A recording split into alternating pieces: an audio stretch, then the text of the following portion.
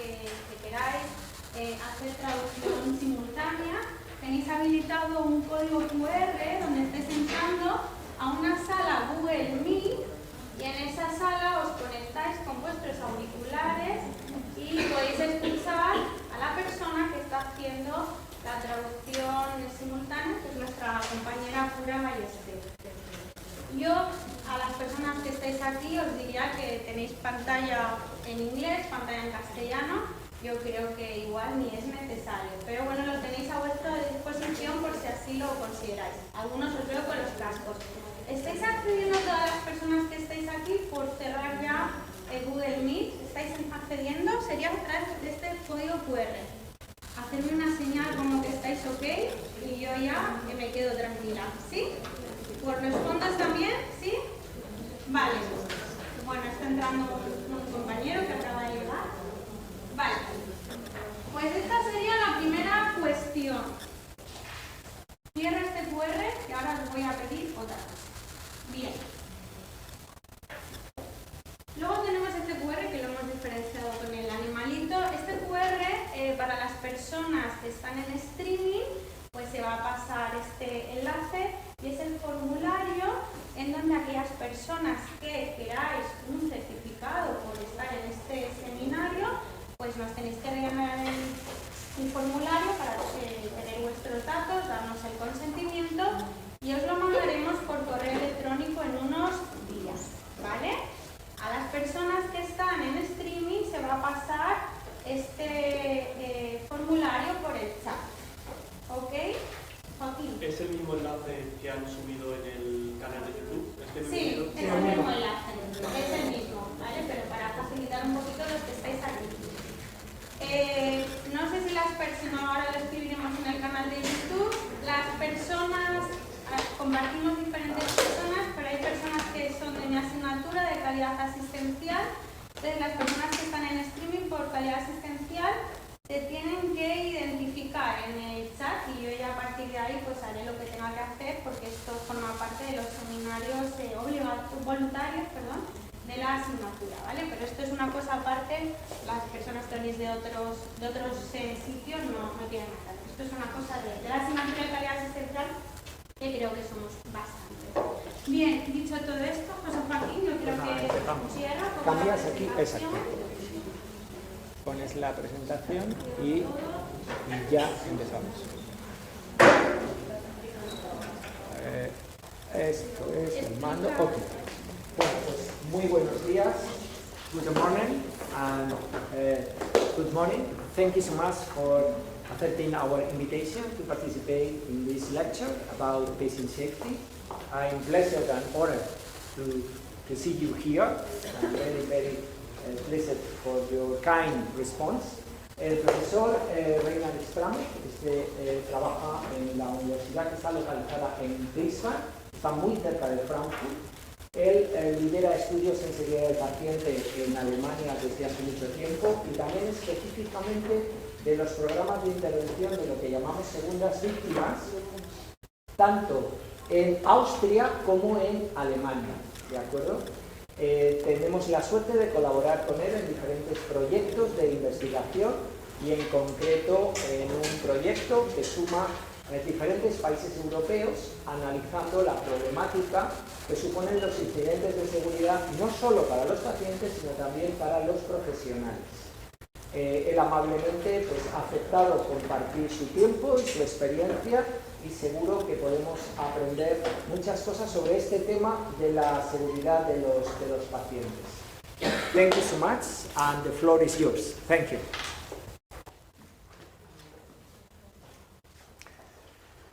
Señoras y señores, muchas gracias por la invitación. Por favor, disculpen que mi español sea tan malo que ahora continuaré en inglés. Gracias. Hello, everybody. Good morning. Thank you very much, Jose, for the invitation. It's great to be here. And it's great that today I can talk about a topic that comes from my heart, discussing the basic principles of patient safety. My name is Reinhard Strametz. I'm an anesthesiologist and healthcare economist leading Wiesbaden Institute for Healthcare Economics and Patient Safety. And just a second. Shouldn't be so far right now.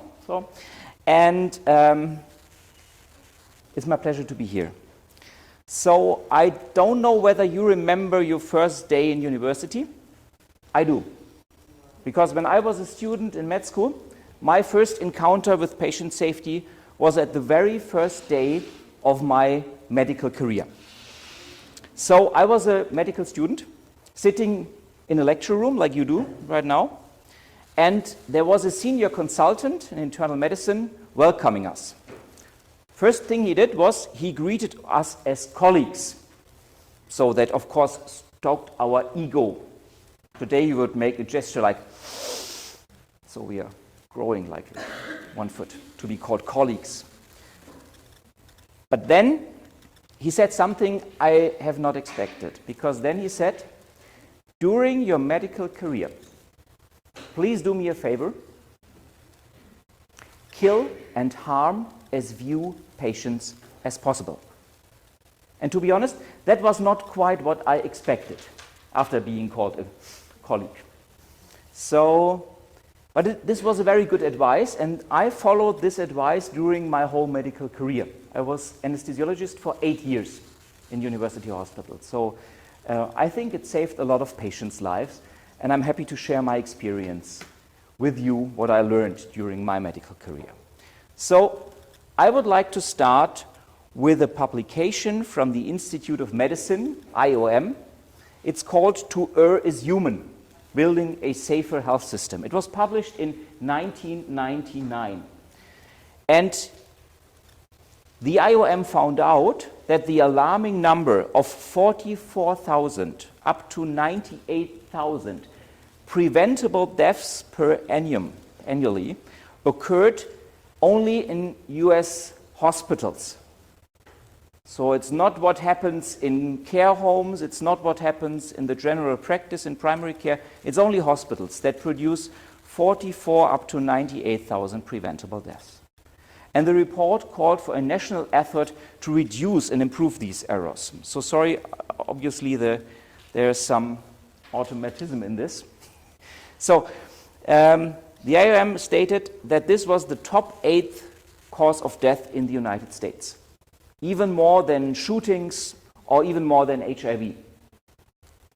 And 1 million patients were estimated to be harmed annually in the hospital. 1 million people were harmed in the US, the most expensive healthcare system in the world, annually, without intention, of course. So, since this publication, patient safety has become a critical issue in the United States.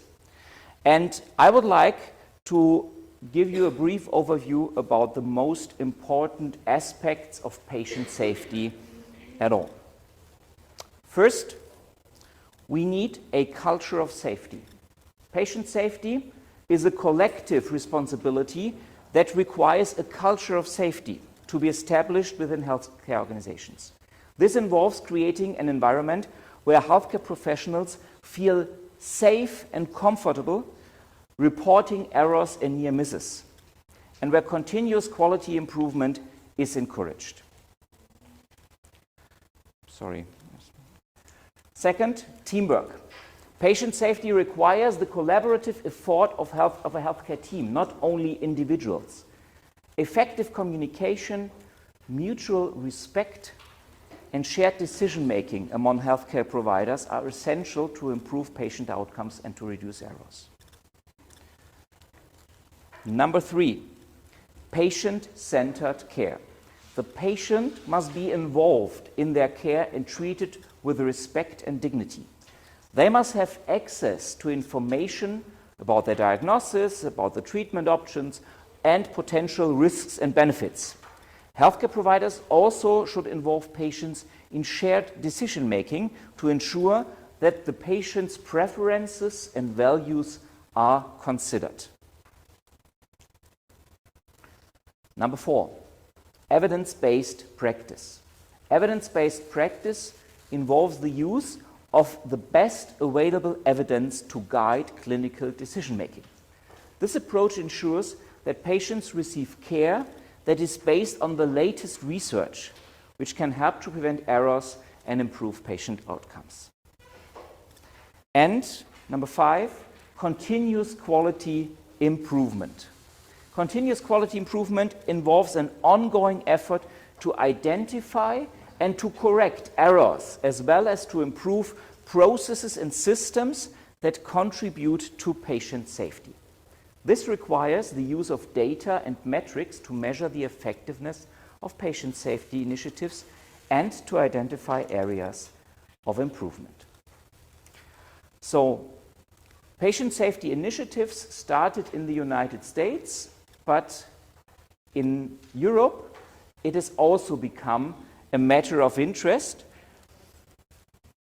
And after a conference arranged by the presidency of Luxembourg in 2005, a declaration called Patient Safety, Making It Happen was endorsed, which outlined specific recommendations for patient safety at the EU level, national level, and healthcare providers. So every state, like Spain, or Germany, or Austria, or any other state, was endorsed to do something about patient safety, because after all, healthcare is a national matter, not a European matter. Every healthcare system has to do his or her own work.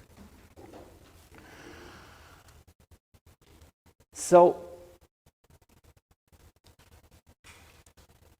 as most avoidable harm can be referred to certain circumstances, there is also a quite prominent model to explain why things go wrong.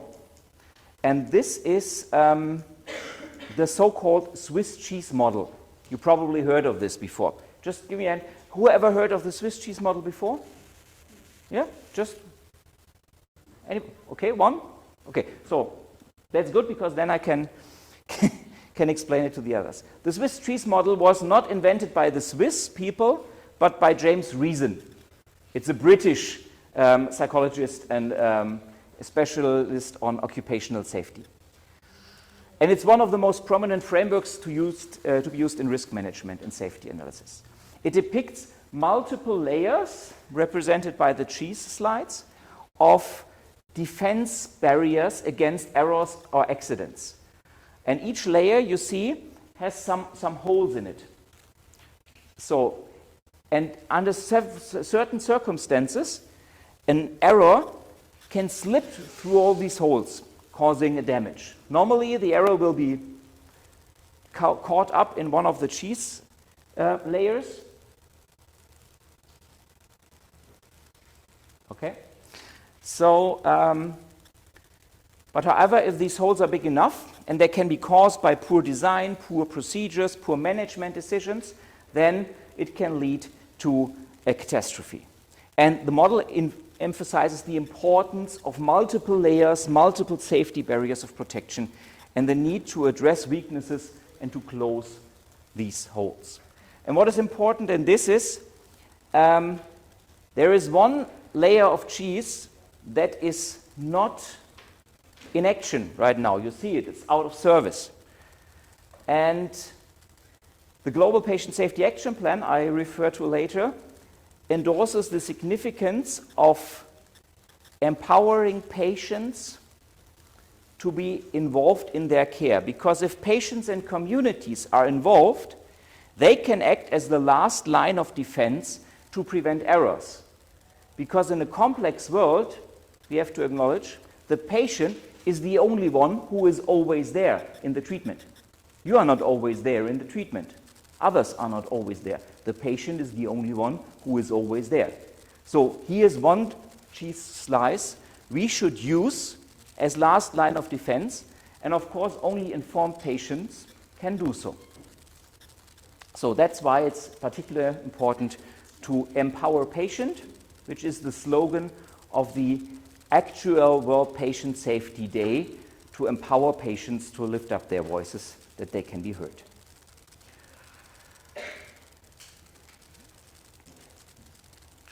So, as I said, most of the harm can be referred to only a couple of severe adverse events. And these are the most important and most known adverse events. It's the mix-up of patients, procedures due to lack of proper identification. It's insufficient communication leading to a loss or delay of information. It's the wrong administration of drugs, and it's wrong side surgery. Another issue you, I think, are already aware of is insufficient compliance to infection and prevention control standards, especially hand hygiene. And it's the insufficient protection from falls that can lead to harm, especially in older people. So, and that is why the Joint Commission International established 6 international patient safety goals that should be prioritized in every healthcare system. So, it's no wonder addressing these issues that goal number 1 is to identify patients correctly. Ensure that patients are accurately identified before any treatment, not only surgery, by at least 2 identifiers. For example, you could use those wristbands with the name of the patient in case the patient is not able to tell his or her name. Goal number 2 is to, I'm sorry, the presentation has some automatism in it, so it's not me pressing the wrong time, but I think we'll get through this. Goal 2 is to improve effective communication. Effective communication means that staff members are ensured to communicate vital information in a timely manner, so that very important medical information is communicated without any time delay, because otherwise it could cause harm. Goal number 3 is to improve the safety of especially high alert medications. These are medications that, if mixed up, can produce severe harm to patients, like potassium chloride, for example, in high concentration can cause a cardiac arrest. So this is one of the high alert medications we have to care for especially. Goal number 4 is ensure safe surgery, like implementing safe surgical protocols to prevent errors during surgery. So you might use the WHO safe surgical checklist, for example, to ensure that it's the right patient, that the equipment is there, that everything has been is working, that everybody is in place and everybody knows what to do. Goal number 5 is to reduce the risk of healthcare-associated infections. And you probably know numerous actions like hand hygiene and others to reduce healthcare-associated infections, because you know that nosocomial infections might affect patients in a severe manner with multi-resistant germs. And goal number 6 is to reduce the risk of patient harm resulting from falls. Like, for example, to assess and identify patients who are at risk of falling and to address their needs and to implement prevention strategies and to educate patients that they will be kept safe, that they don't fall, or that they don't get hurt if they fall.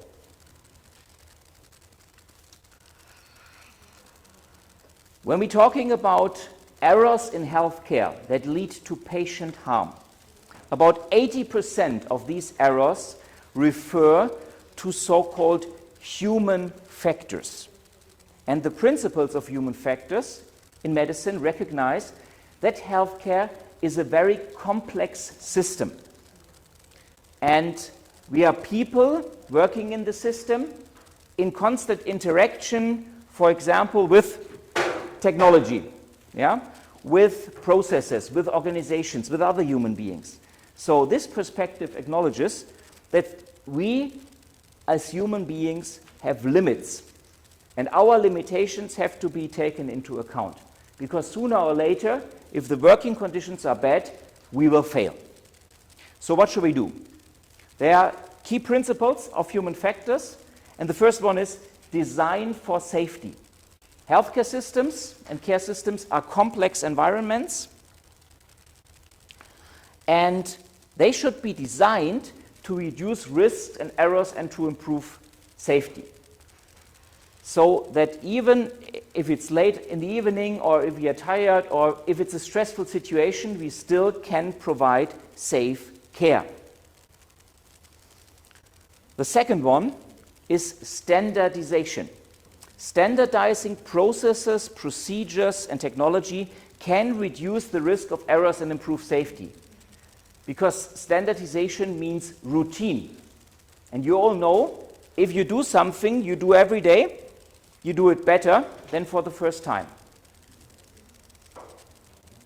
So standardization can help healthcare workers to follow established procedures, reducing the likelihood of errors and mistakes. Number 3 would be communication. Again, effective communication is essential for safe and effective healthcare. This includes communication between healthcare providers as well as communication with patients and their families.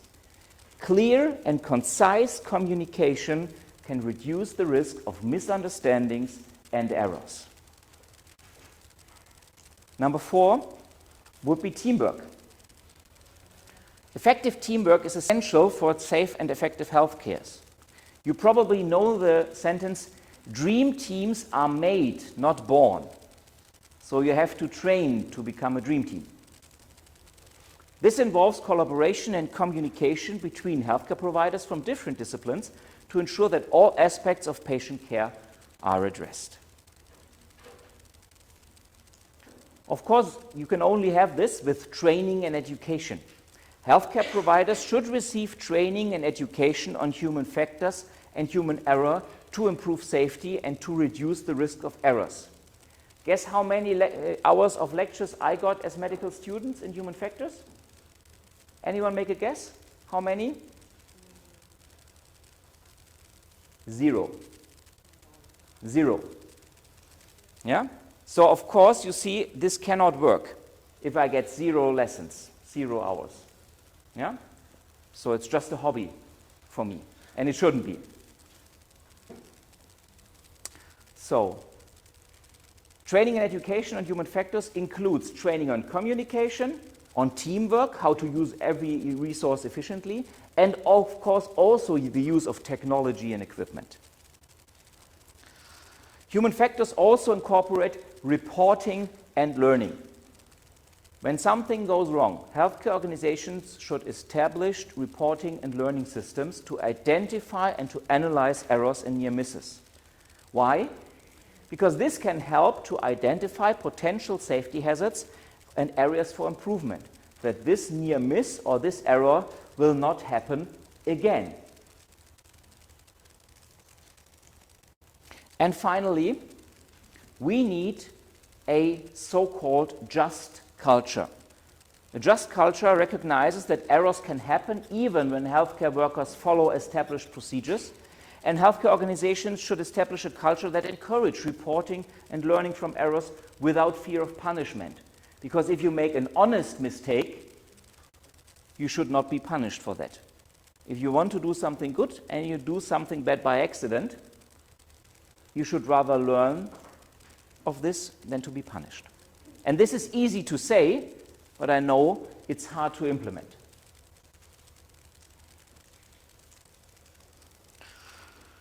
So, designing healthcare systems that take human errors into account are normally based on a structured process which is called clinical risk management, because this is the measure to implement, for example, learning systems. This is the management base on that. So healthcare is a complex system, and of course there are clinical risks in order to help patients. We have to bear risks in order to help patients.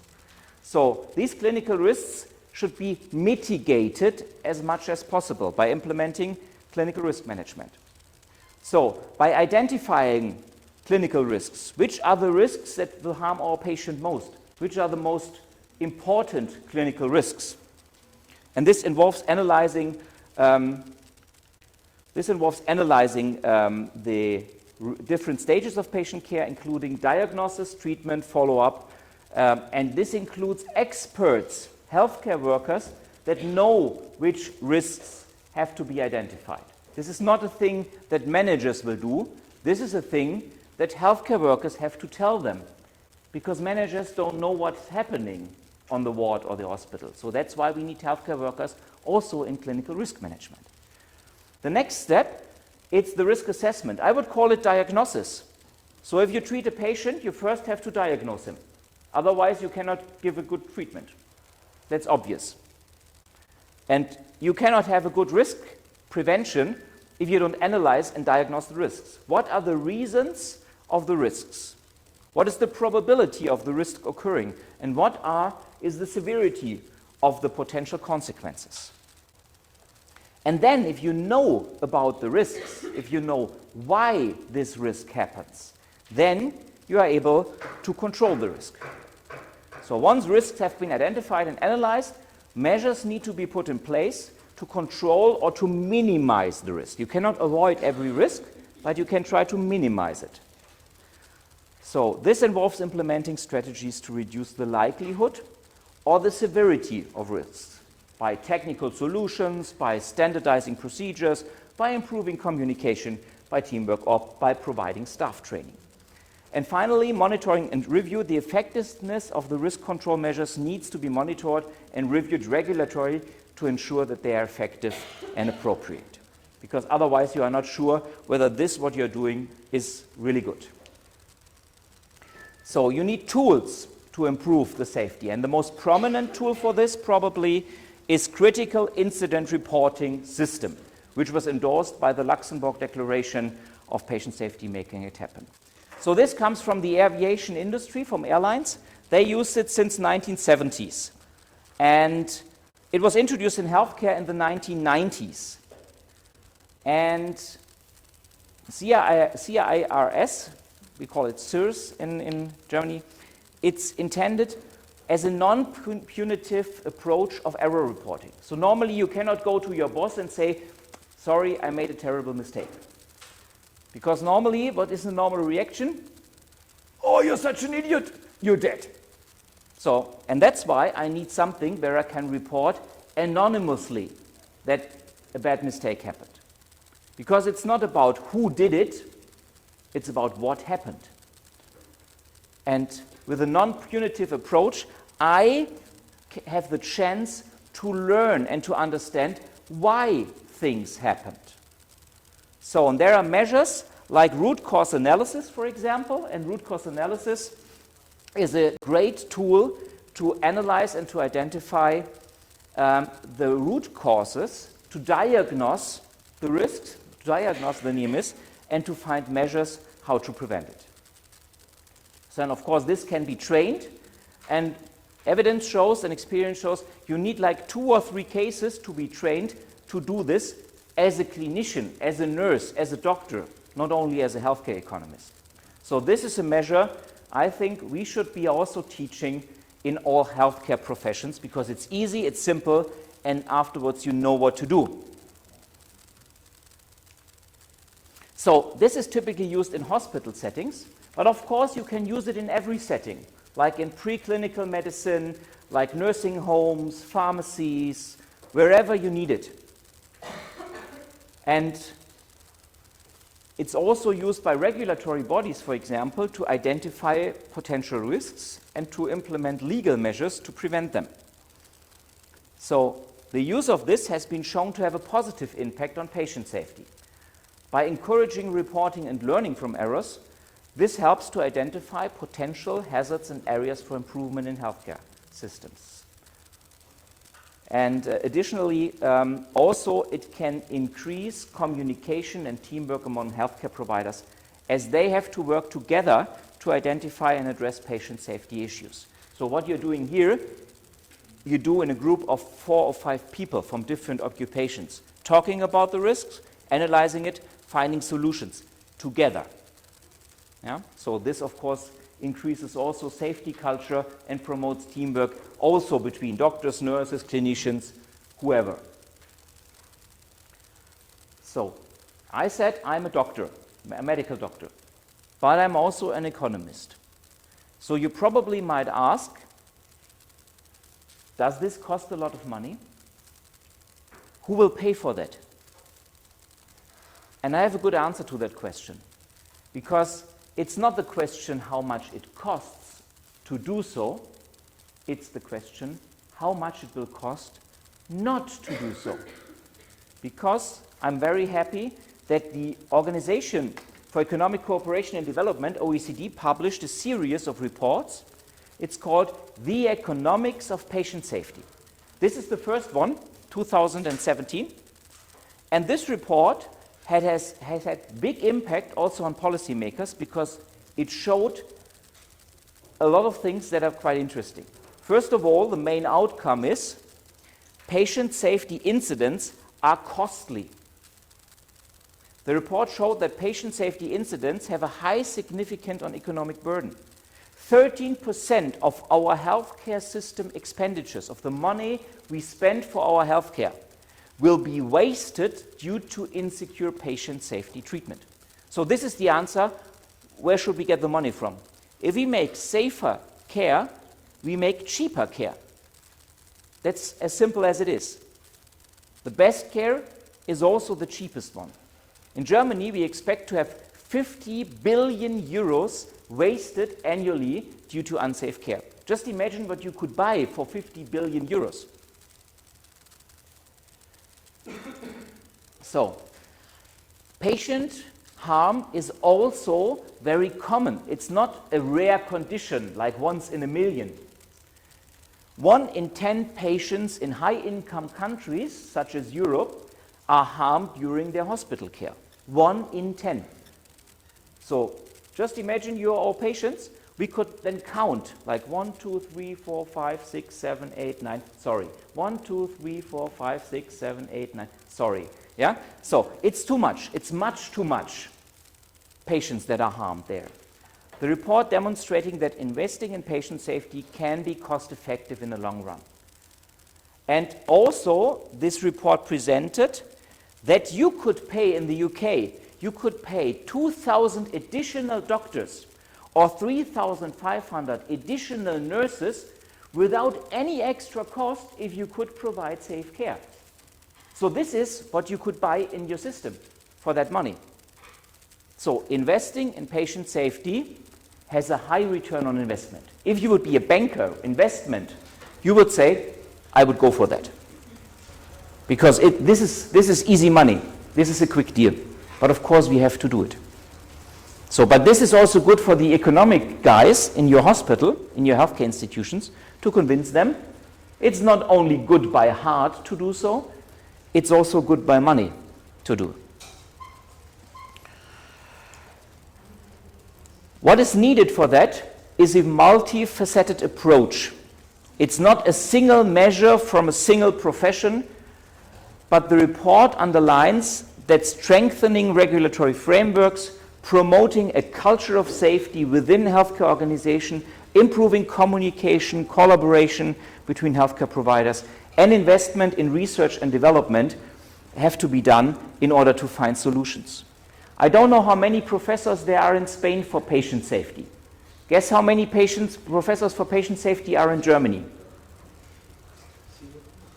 I'm one, so it's not 0. I'm one. It's 3. It's 3. 3 in total. Yeah? So we are a very rare profession as well in Germany. And of course, every medical university should have a professor for patient safety. And every nursing university should have a professor for patient safety. And every midwifery program should have a professor for patient safety, of course. So you see, there's a long way still to go. So what is also needed is global collaboration. And I'm very happy that Jose Mira founded the European Researchers Network working on second victims, which now incorporates 27 EU member states and 38 nations across the globe to work together. Because teamwork always finds better solutions and always enables communities to closely cooperate. So that's why I'm very honored also to stand here today in front of you. Thank you very much once again for that. So as patient safety is a global issue, you might ask, what is WHO, what is the World Health Organization then doing about this? And this is the answer. In 21 the WHO World Health Assembly approved the so-called Global Patient Safety Action Plan. Just again, one question for you. Who has ever heard of this document? Please give me a sign. So if not, I highly recommend reading this, because this is what WHO says should be done in the next 10 years to ensure patient safety. It has a clear vision, a mission statement, and the goal. The mission is for WHO is always a little bit too far. We cannot reach this, I think. It's overambitious. But the goal is clear, to achieve the maximum possible reduction in avoidable harm due to unsafe healthcare globally. Because in low-income countries, 4 out of 10 patients are even harmed. So just remember the trillions of dollars wasted every year, the trillions of euros, the trillions of whatever currency you like in the world, which is wasted due to unsafe care. So when we talk about sustainability, we have to talk about patient safety. Because unsafe care is the most unsustainable thing we can do in our healthcare system. So I highly recommend to read this. It's only there in German and in English, I guess. So hopefully there will be a Spanish and a Portuguese version very soon. But I see somebody working on that as well. So you will be informed as soon as it's available there. I highly recommend this document. So what is the framework of this document? The framework of this document includes 7 strategic objectives. Each of this is equipped with 5 strategies, so in total it's 35 specific strategies. And it includes also indicators to measure how far a healthcare system is developed. So WHO endorses every country, including Spain and Germany, to report every 2 years about the progress in their systems.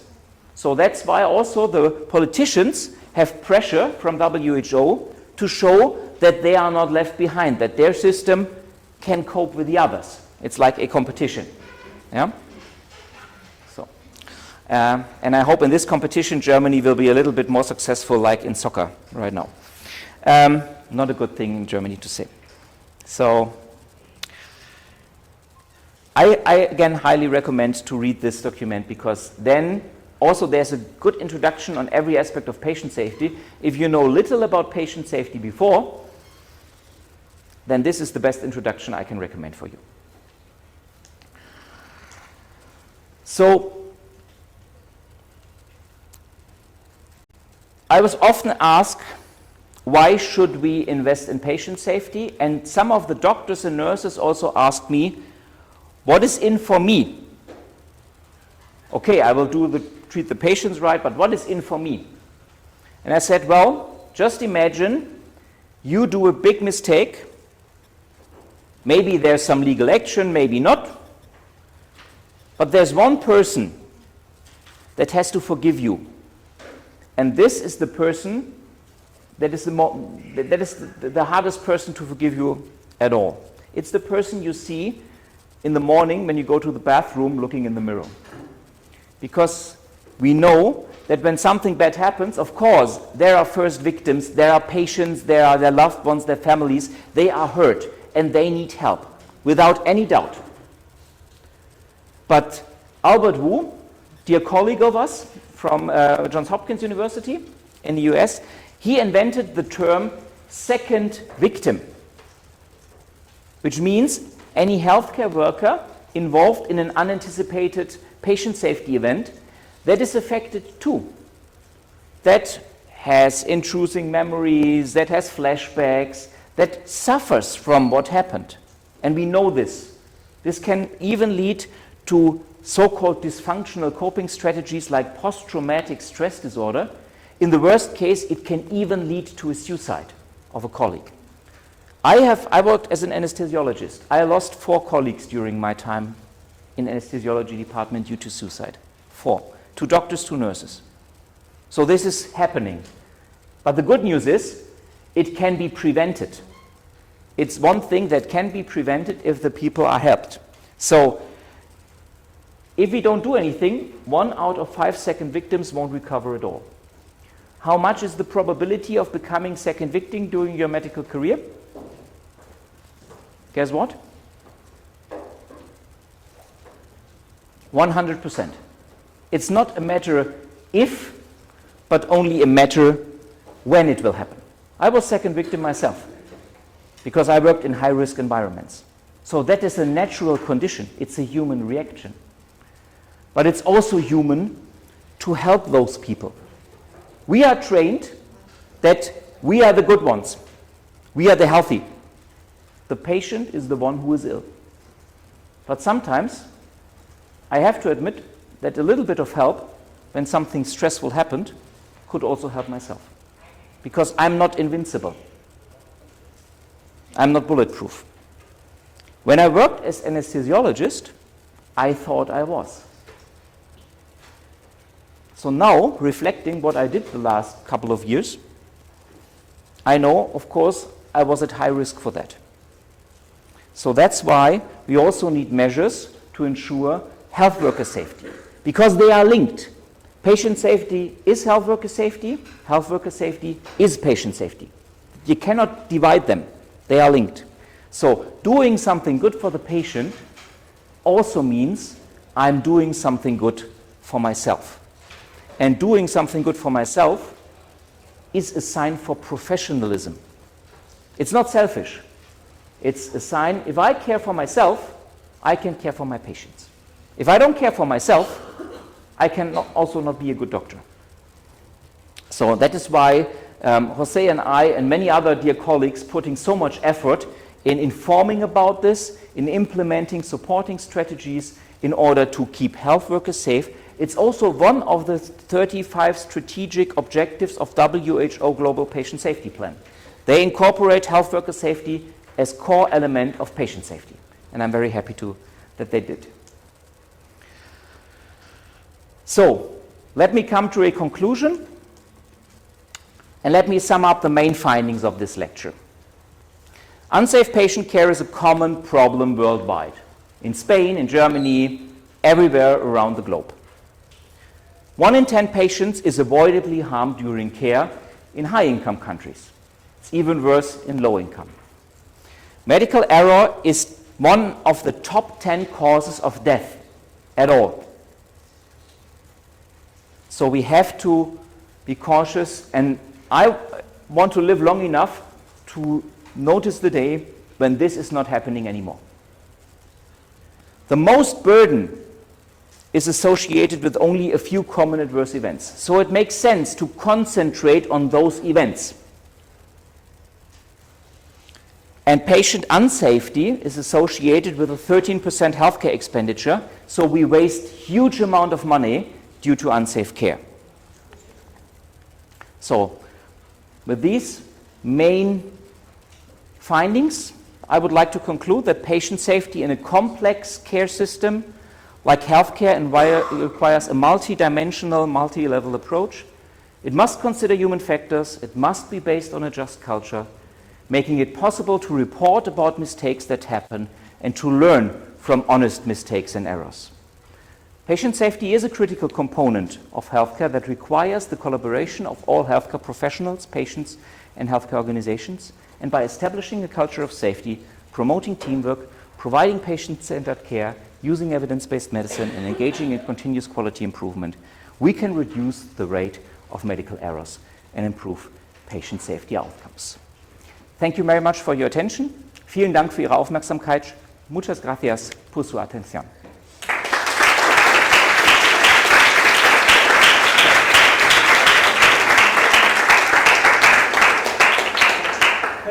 Thank you so much, Professor Strametz, because you, in a very great manner, has reviewed the main topics about patient safety and also introduced specific tips that are very usual in many countries, but also in our experience in Spain. So thank you so much. Bueno, como habéis visto en este repaso de qué es y qué ocurre, podéis comprobar que estamos hablando de un tema que no tiene fronteras.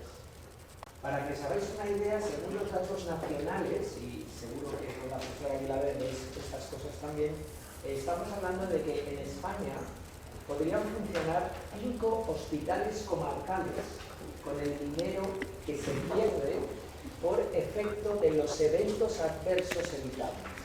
5 hospitales en el entorno de las 300 camas funcionando. Imaginaros lo que esto supone en términos económicos.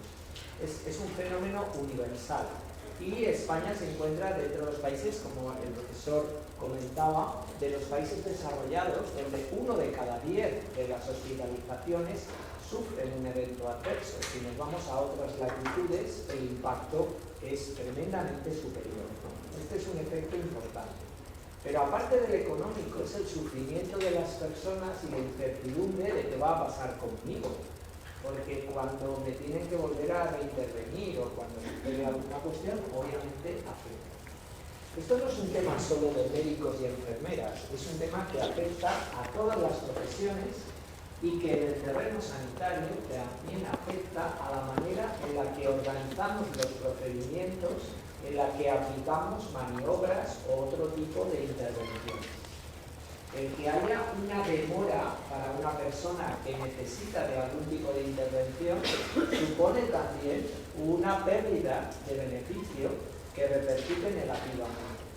El que se nos pierda, por ejemplo, una persona en nuestros listados puede suponerle una situación de riesgo y son errores que a diario podemos observar que ocurren, aunque como él muy bien ha dicho, pensemos que esto sé que pasa, pero le pasa a los demás. A mí esto nunca me pasa. Por lo tanto, muchas gracias. Thank you so much for your presentation, great presentation.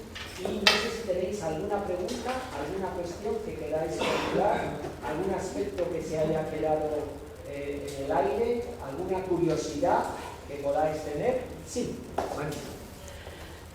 Thank you for the presentation. My name is Vanessa. I'm a nurse in a Brazilian nursing. I'm here to study my postdoctoral.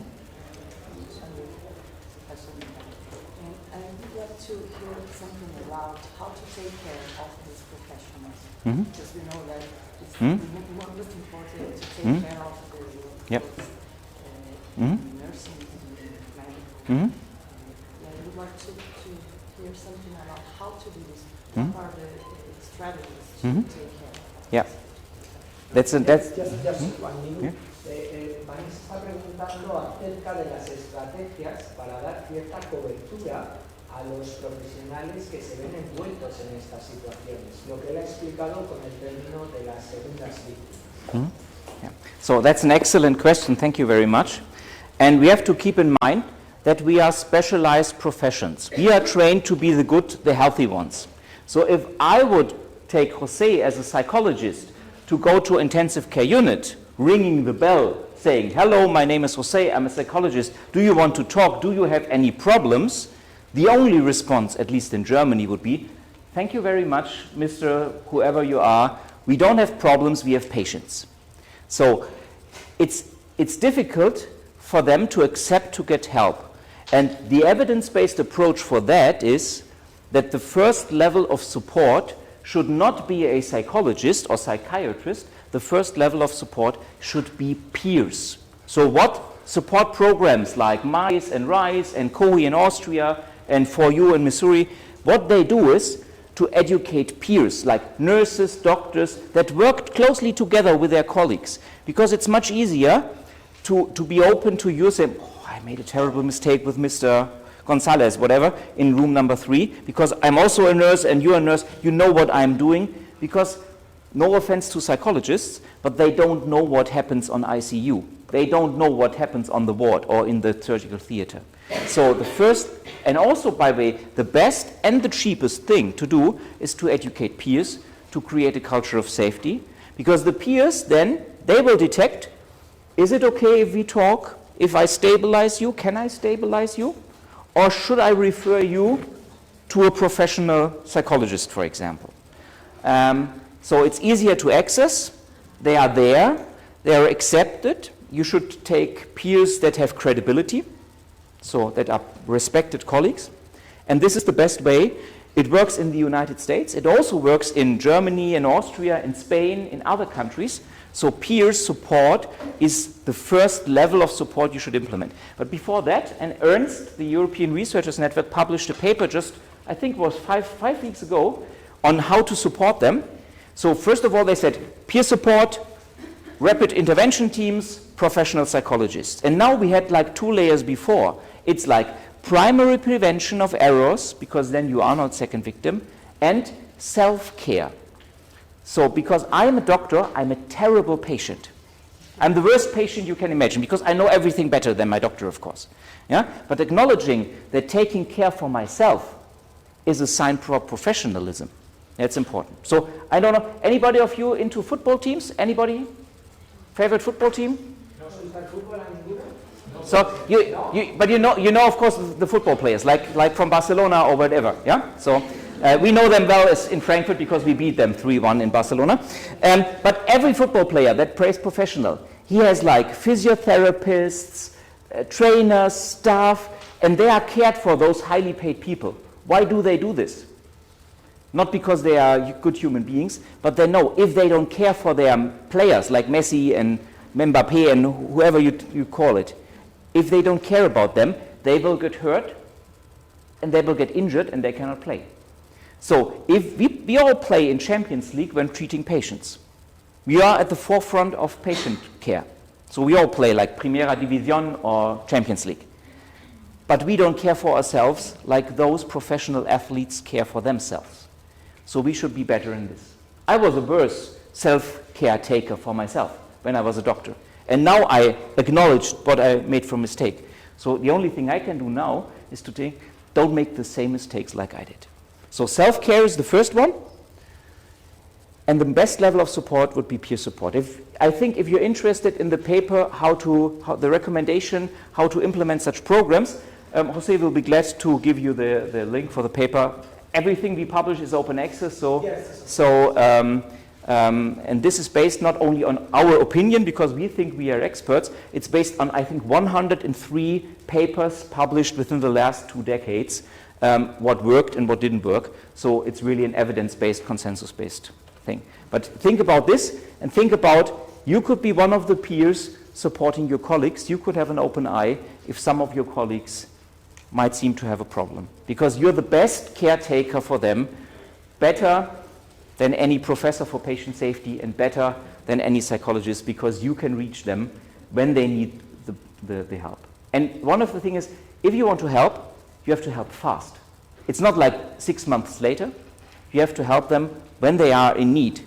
And so that's another thing why peer support is good, because peers are always around. So. ¿Alguna otra pregunta? ¿Curiosidad? Sí.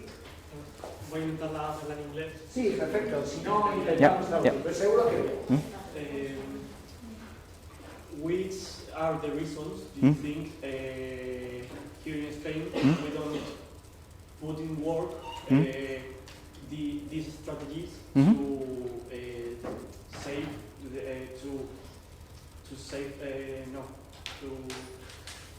to take care of the patient in a premature way? Yeah. Well, in a preventive. Yeah, in a preventive way. Yeah, also in a premature way. So, yeah. Because it's due to a massive inversion of money at first, or because you said that we can save money by putting in safe. Yeah, it's so to say, it's a no-brainer to do so. The English would say it's a no-brainer. You should do this. And I can tell you the problem is the same in Germany. So it's not different. There's no difference between Spain and Germany. I have a patient safety project in Malawi, Africa. Different place, exactly same problems, because it's a human problem. Medicine was taught in a traditional way. It's a hierarchy system. The doctor is above everybody, and you cannot play on an equal base with nurses, for example, which is, of course, sounds like Middle Age. It's not like 21st century. Yeah? When my grandfather was doctor, he was the only one in town. He knew every patient. He didn't communicate with anybody because he was the only one. No one else was there. Today, medicine is the most complex industry in the world. So many professions, so many specialties, so many knowledge, so many technology. Taking care by, I will just be cautious, does not work anymore. So the industry has changed. But the educational system, I don't know about Spain. In Germany, it's still like it's still like 18th century. So there's one professor telling the students what is good. Some use evidence-based medicine, some pretend to use evidence-based medicine, and it's taught in a traditional hierarchical system. So, for example, there are no trainings where medical students, nursing students, midwifery students train together, which should be good. So there's so much things to do in basic medical education, because if you are educated in a certain way, and you are like 40, 50 years old, you won't change. It's nearly impossible that you change, because you would have to change your whole identity.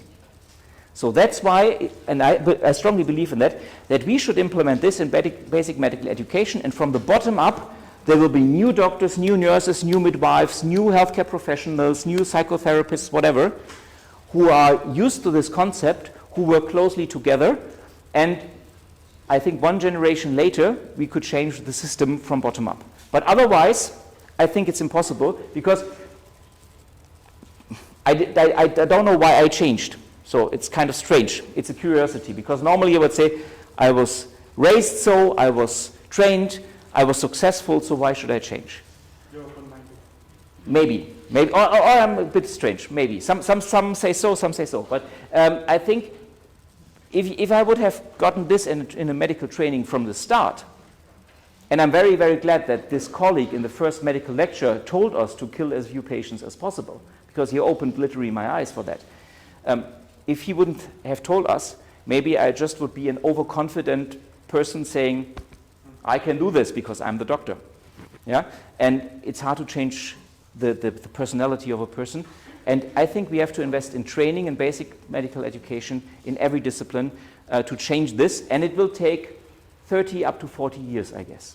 So in the airline industry, they are now highly professionalized, high reliability organizations. I'm very safe flying back from Alicante to Frankfurt, because I know the pilots, they are absolutely trained on safety incidents. It took them like 25 up to 30 years to come to that point. Because like 50 years ago, the pilots were also like, I can fly the plane, no worries. Yeah? And now they say, okay, if I work like 12 hours, it's too long, I cannot be concentrated anymore. They can reflect on what they're doing. It took them 30 years. And flying, don't know whether any pilot is in here, flying is way less complex than healthcare. So it'll take 30, 50, 40 years. So, but you can be in good hope that one day, if you will be like 70, 80 years, and you will become patient, because sooner or later, we will all become customers of this system. Yeah?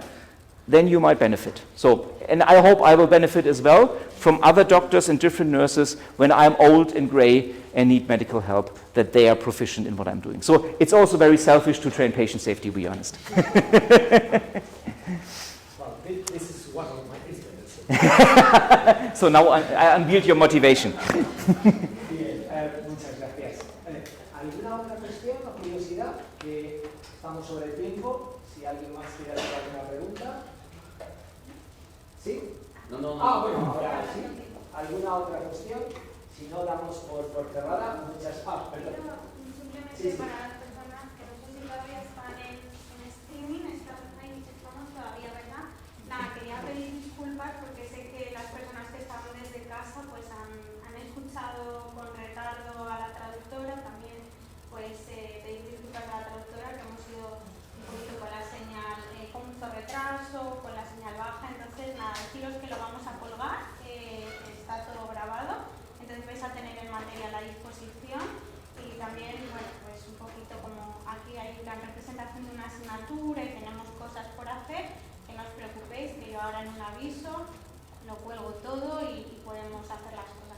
Siempre, por eso os animaba a venir en vivo y en directo, pues el estar aquí presencial, pues sabemos que el error lo vamos a evitar. Entonces, bueno, esa un poquito la razón por la que animaba a la presencialidad, porque pues a veces estas cosas de la señal o de depender de muchas cosas, pues suceden estas cosas. Así que nada, Muchísimas gracias por estar. Thank you very much, profesor De nada. Reinhard Strametz. Y nada, nos vemos a las 12, los que tenemos prácticas y Joaquín, gracias por organizar este seminario.